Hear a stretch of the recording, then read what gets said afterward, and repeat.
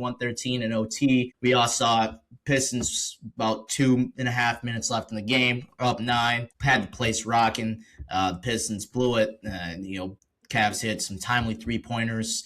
Max Strus went off. James Harden continues to go off after not showing up game 1 and 2. Games 3, 4, and 5, he's kind of shown up a little bit more. 30 points, 8 rebounds, 6 assists, 11 from 14 from the free throw line.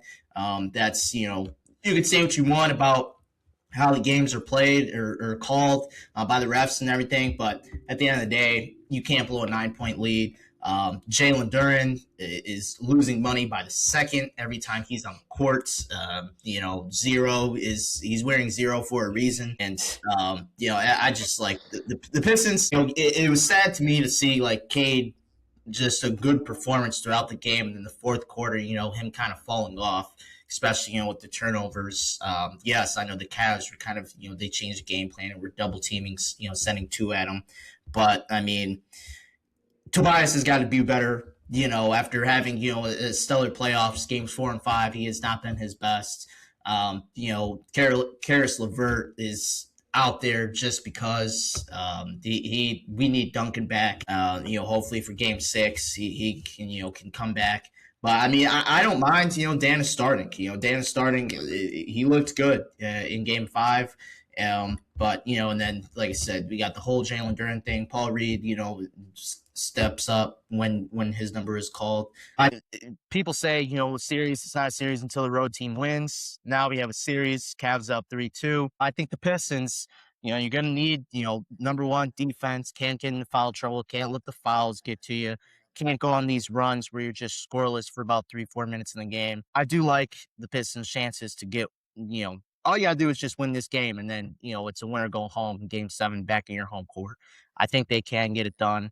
It's not going to be pretty. It's not going to, be an easy win, but I think they can get it done. Mind you, James Harden, game 6 and game 7, we've seen this story before when he's up 3-2, most notably back when he was in Philly against Boston. He was up 3-2, game 6 and 7, he was a no-show.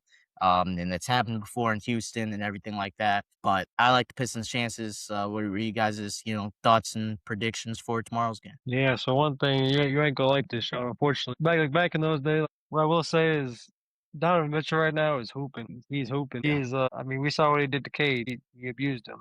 It was bad. He even said some things too. It wasn't great. So seeing that, seeing our dog like that, get worked wasn't great. I'll say the fact that James Harden doesn't have to go like completely iso ball like he did with the Rockets. I mean, Sixers it wasn't as much as the Rockets, but definitely, right up there, and wasn't asked to do as much of that. And so I think with Donovan Mitchell, it's tough. I know we're playing him really well defensively. I mean, Asar Thompson right now is I mean, if Wemby didn't exist, then my goodness, he's up there as well for, almost every defensive player. He's phenomenal, truly. He can guard just about, feels like 1 through 5. Honestly, it feels like, down low if you got a center, he's stripping them. He's, blocking. It doesn't matter. He's just a different animal out there. And so, yeah, definitely give us some credit there defensively, but I do worry about kind of long term for that game 6 there, because game 5, like you mentioned, man, you just at home too, when we go on those lulls where they score 25 unanswered, that's at home too. You just simply can't do that. And I know this playoffs we have played better with our back against the walls, kind of a little bit more pressure and stuff.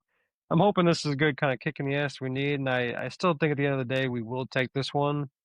Just because, yeah, I do agree with you there in the sense that, James Harden might not play as great. And I think down the stretch, I think we're going to take a couple of things from game 5 and really transform that. And I think we're going to close out strong, whether it be, a close game, blowout, whatever it be. I think we'll finish strong. And so, for that reason, I think we just have to win game 6. Game 7, I still think is going to be up in the air. I think it's going to be tough for us to lose that one if we were to get there, but we'll have to see there. I think game 6 will be very telling in the first half to see kind of how we come out. Are we going to be ultra aggressive? Are the Cavs just going to be shooting the lights out? Are we going to be shooting the lights out? Because Giannis came in there and he gave us a spark right off the bat. He started cooking Because Tobias, he was what 0 for 6, I believe, to start, but then kind of settled in a little bit and then went back to sleep. So it was, Yeah. just these lulls that just keeps happening. That's why, again, I go back to where we talked about the Knicks, and why I think that they're just such a heavy favorite. It's just we just have these moments where, yes, we are a great team. Yes, we do certain things very, very well, but we do other things extremely poor. And in the playoffs, we've mentioned it so many times. You just can't have that happen. Unfortunately, it's a different ballgame. It really is. And so, definitely, like I think it's gonna be a really close game. I mean, I think Game 6 will be really, really, really close. But I do have Pistons winning that one. This is the 3 games in a row now where they've scored over 110. And I feel like the first 2 games, Cleveland, like you said, they made some adjustments offensively. I think they were a lot more stagnant and just giving the ball to Harden or Mitchell and kind of, saying, guide our offense. They got to make a change defensively in Game 6 here, but also offensively, yeah, like they just got to be faster on getting intercepts and moving the ball around, and I think that will hopefully get us some better looks and give us a better opportunity to actually take one on the road here. Because from how we played in Cleveland, I mean, it wasn't very promising. So I think we're gonna have to do something different. You can't just go back and expect the same thing. So and then the lead cut down to 7 when you bring Duran in, call a timeout and maybe, okay, bring Beef Stew back in, or, say, hey, Paul Reed, we're going to bring you in. So, but I do, despite what the numbers have said and everything, I do think that Jalen Duran got a wake up call yesterday. Sitting in history has before, the Pistons, just like last series against the Magic, they were down 3-1, came back and won in 7. There is a scenario back in the history books where the Pistons have done it before. They won the first 2 games, Cavs won the next 3, and the Pistons did it, close it in 7. When the Pistons were the 1 seed, Cavs were the 4 seed. Could there be a little, foreshadowing there? Hopefully, for our sake. But yeah, they're gonna have to play better all around and just execute the full 48 minutes.